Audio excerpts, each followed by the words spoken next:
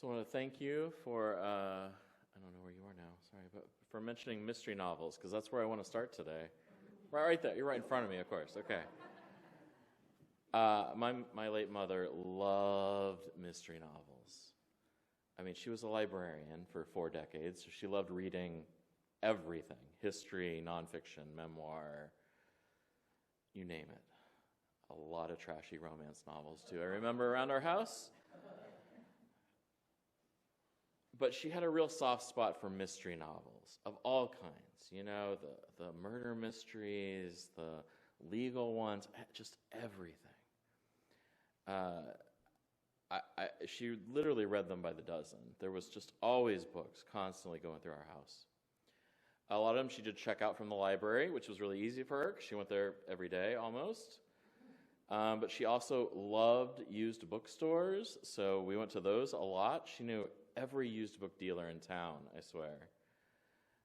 At the library, her job was as a cataloger, which is the person who decides where in the library a book should go, according to Dewey Decimal or Library of Congress. They use Dewey Decimal at her work, but she knew them both.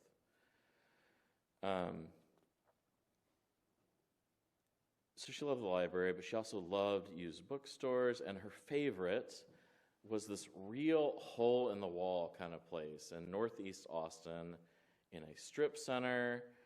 It was run by a very old man. At least I thought he was very old when I was a teenager. And he loved cigars. I don't think he actually smoked in the bookstore, but you could still tell. The whole store smelled a little bit of those cigars. And every single inch was covered in books, floor to ceiling. I'm sure it was not ADA compliant. It was a little worrisome to go through some of the nooks and crannies, in fact. Just thousands and thousands of books. In any case, my mom, I'm convinced, must have read just about every mystery novel on earth that existed, at least as of her death. I read a few. I like them. Not like she does. She did. In fact, I've read more than a few. Many of them she recommended to me. I do like them. I particularly went through one of those legal mystery phases, right? Grisham and Scott Turow, and I'm sure there's a lot more in a classic phase too with Arthur Conan Doyle and Agatha Christie and all of the like. And a lot others that are much less memorable, but just as good. And at some point, it occurred to me, probably years later, to wonder what it is about this genre that is so appealing. I said the same thing about horror fiction a few weeks ago, for those of you that were here. I think it's really interesting. I was an English major to sort of dissect why we find certain things interesting and compelling. Now, much like I mentioned in horror fiction, in mystery novels, the formula is really appealing. There's the crime, or whatever the mystery is. There's the investigation and the twists and turns and surprise revelations. And finally, of course, the classic scene of confronting the guilty party with evidence of the misdeed, right? I think I just described literally every murder mystery ever written. And some people love to figure out what will happen before it does. I confess, I'm not that great at it, actually. The twists and turns get me. I don't always see it coming at all. But we like putting the pieces together slowly. And there's, of course, just the simple joy of reading good writing. That's hardly dependent in this genre, actually. There's a lot of really poorly written mystery novels that are also quite compelling, I think. But most of them have a certain ease of reading, right? They're not terrifically dense. They're quick and fun to read, generally speaking. So all of this. But especially this, I think, because we want to know things. We want to solve a mystery. One of my very favorites of this genre is geared more towards kids. It was one of my favorite when I was a child, the Encyclopedia Brown series, for those of you who are familiar with it, which is essentially about sort of a pint-sized Sherlock Holmes type who solves very small mysteries often around the house and neighborhood. But it appealed to a slightly nerdy kid because he was kind of nerdy, but knew a lot of things and put things together and figured out what was going on often when the adults around him could not, or did not at least. So I loved those. My other great love, which is kind of a combo of genres, I suppose, but was the books about Dirk Gently's holistic detective agency. The premise, I don't even know how to describe it, but really weird things happen. He doesn't solve everyday mysteries. He solves what we might call sort of supernatural or very, very strange mysteries. And there's something about it that I really loved that I still remember today, because one of Dirk Gently, the title character's things, was that impossible things, he argued, are actually much more likely than improbable things. I want to say that again. He said impossible things are actually much more likely than improbable things. And what he meant by that is that when you say something is very improbable, that probably means that you actually know something about it and are making a good guess that it's not likely to happen. But most of the time when people say something is impossible, they just have no idea what's going on, was his argument. And so it might or might not be possible, but you're just saying that because you don't know what's going on. And I feel, in a very real way, that this is actually a better approximation of life than the version that we are often told. That is, the version that says that everything can be explained. And Dirk says just the opposite. If something seems very strange, it may just be impossible, but also exist. And from what little I have gone into in terms of quantum mechanics and that sort of thing, it seems like that's exactly what that is about. Things can be incredibly strange and still real. There's a beauty in the mystery novel or story or detective piece or movie, all the things. And a crucial part of that, and I think the appeal of it for many people, is that there is a satisfying conclusion every time. In fact, I know people, and I do not understand this for the life of me, but they do it, who read the end of the book first in order to figure out if they want to read the rest of it. I don't get this, but from a sort of balcony view, I guess it makes sense. We do want to know that things will work out, that it will be worth our time to have done something. This is in stark contrast to the meaning of mystery in the theological sense. The theological sense, when we use the word mystery, we mean something quite different. It is not a puzzle for us to solve. It is not a story that will have the neat ending of a novel with an explanation and a reveal of who did what. Mysteries in a theological sense are not things for us to understand and explain. They're things for us to be captivated by, to want to know more about, but to understand that ultimately we may not.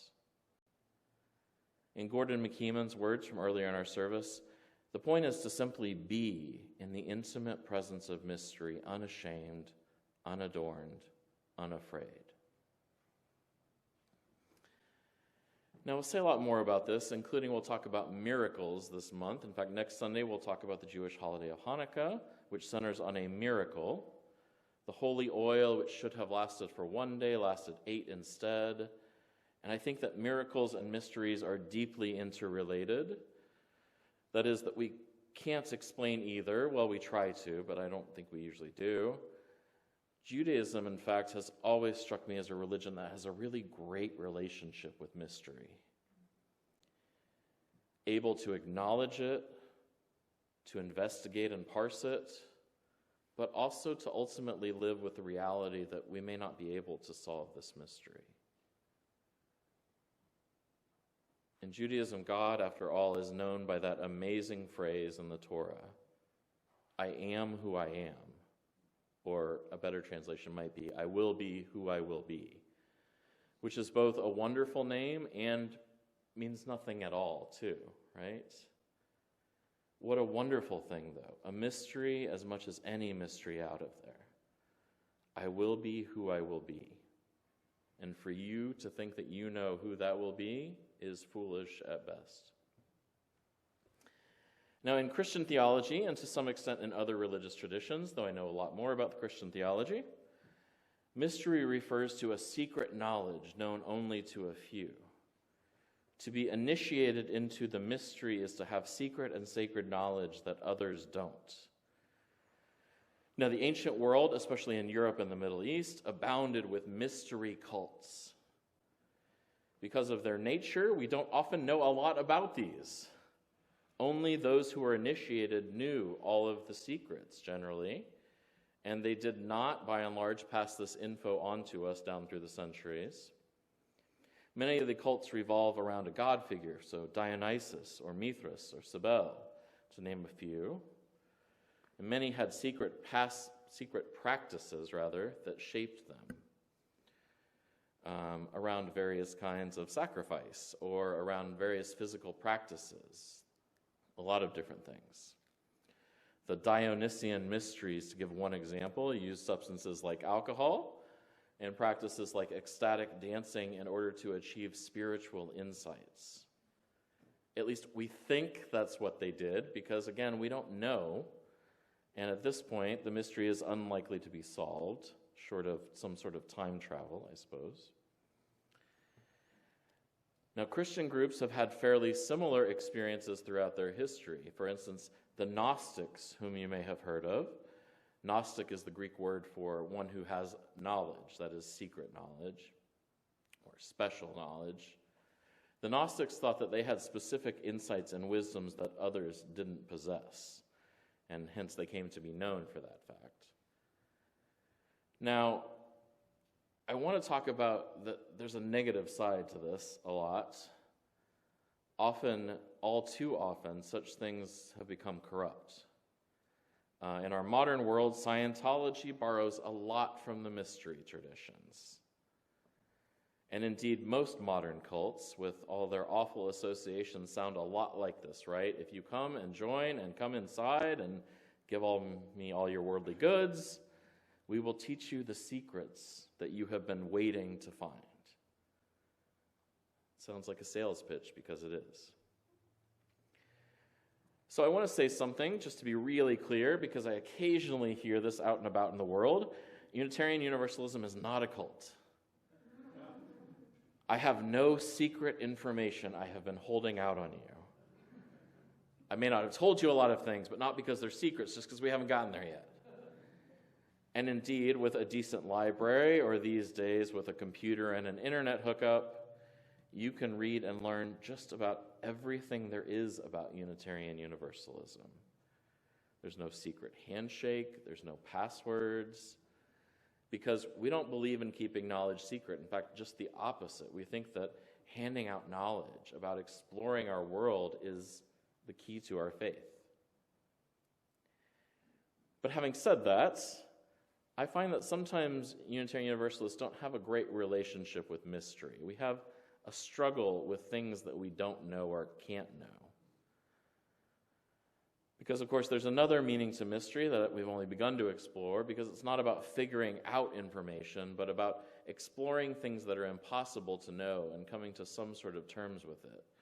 In our reading today, the religious man thinking about the things he doesn't know and how he knows that he doesn't know them. That's a real thing we should think about. There's a whole branch of philosophy, right? Epistemology is about how we know what we know, or conversely, what we don't know. It's more like, if you're familiar at all with the wisdom of Mullah Nasruddin, who's a famous speaker of long ago. There's a lot of stories about him. There's an answer and a wisdom, but it's not something someone can tell you in a sermon, certainly not me, not one that you can find at the end of a novel. It's a sacred knowledge that lives already in our hearts and minds, or in the world around us. I think, if I can do this without being too blasphemous, it's something like what Buddhists seek in meditation: insight, a peace with not knowing. And that may just sound more confusing, because when you're trying to talk about mystery, things get really confusing really quickly. But I think this is an important thing for us as Unitarian Universalists to think and to talk about. We might talk about the mystery of God. No doubt we have a substantial part of us who will say something like, there is no proof God exists, and it's not worthwhile to spend any of my time thinking about it, which is absolutely true, I suppose. I'll remind you that, of course, you can't prove a negative, so you can sit with that for a while, I suppose. And there are some portion of us who will say, I hear what you're saying, and I still think or believe or feel that God or something like that exists. And of course, there are an infinite number of other understandings that may not fit that dichotomy too. And that we in this place can talk about these sorts of things. That we have the idea that we can know some things but not know everything. But that we can explore things here and find meaning in the exploration, even when we disagree about all sorts of things. In fact, I'm going to share this very briefly, and there's a whole branch of theology dedicated to this that we could go into, a whole, years of study. But one of the favorite things I learned about in seminary was the concept of two complementary kinds of theological discussion, which are called apophatic and cataphatic theology. Apophatic theology is also known as negative theology. It's a way of theological thinking and religious practice which attempts to approach God or the divine by negation, to speak only in terms of what may not be said about the perfect goodness that is God. So I could say that God isn't evil, for instance. You may or may not agree with that, but that's okay. And the pair with apophatic is cataphatic theology, which says that you don't have to know everything about something, even God, in order to say something meaningful about it. And of course, we live our entire lives in this reality, right? There are an infinite number of things we don't know, but we can still say interesting and worthwhile things about our experience of the world. And I find that so useful, not just in theology, but more so in my everyday life, that I can say things I know to be true. I know my children will argue with every point I make, but that's okay. That's where the stage they're in, I suppose. It's very frustrating, but it's okay. So I can say things I know to be true, like that the people of our congregation are good folks trying to do our best in a complicated world, and we'll mess up at that sometimes. And I can say things that I know are not true. I can say things that I know to not be true, like, I know my friend didn't mean to say something unkind, so perhaps I can help them do better with that. And so, again, I could say a whole, series of sermons about that, and maybe I will.